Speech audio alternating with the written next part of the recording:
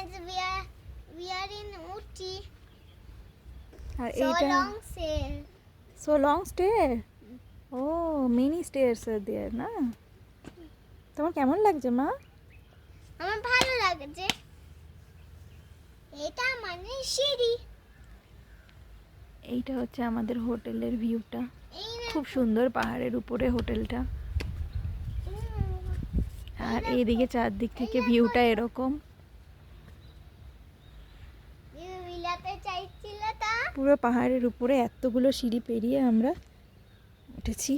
এখানে আবার এই অবধি যাবো। হ্যাঁ, আবার এই অবধি না, আমাদের ঘরটা হচ্ছে আমাদের এই রুমটা।